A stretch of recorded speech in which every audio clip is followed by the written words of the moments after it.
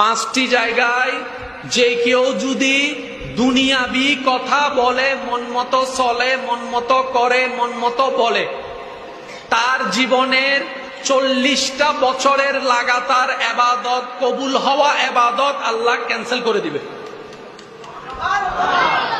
নাউজুবিল্লাহ বলেন।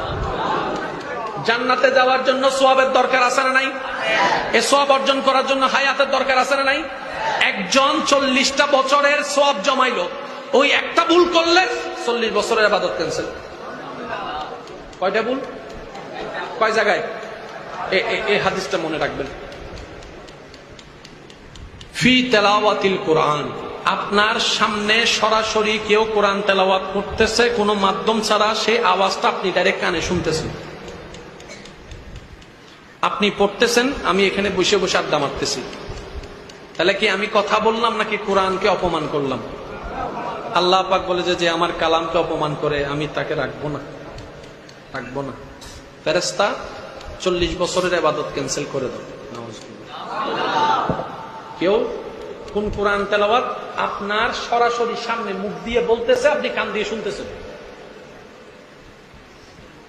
ফি ওয়াক্তিল আযান, মুয়াজ্জিন মুখে আযান দিতেছে, আপনি সরাসরি কান দিয়ে শুনতেছেন।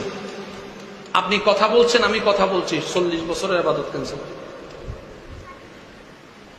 ফিল মসজিদে, মসজিদের ভিতরে কেউ যদি নিজের মন গড়া চিল্লা পাল্লা হাসি ঠাট্টা করে, 40 বছরের ইবাদত ক্যান্সেল। ফি জিয়ারাতিল কুবুর, কবর জিয়ারত করার সময়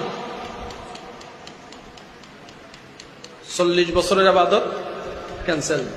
ফি মাজালিসিল উলামা, কোরআন হাদিসের কথা চলছে এমন মজলিসে আপনি মনোযোগ দিয়ে না শুনে আড্ডা মারছেন, অপ্রয়োজনীয় কথা বলছেন, 40 বছরের ইবাদত ক্যান্সেল করে দিবেন কে? জোর বলেন না কে? এই 5টি জায়গা মনে থাকবে ইনশাআল্লাহ। সবাই বলেন না ইনশাআল্লাহ। কয়টা জায়গা ভাইয়া? জোরে বলতে হবে। কয়টি জায়গা? তার মধ্যে একটা হচ্ছে মসজিদ, একটা হচ্ছে, আরেকটা হচ্ছে কোরআন তেলাওয়াত। কোরআন তেলাওয়াত কি?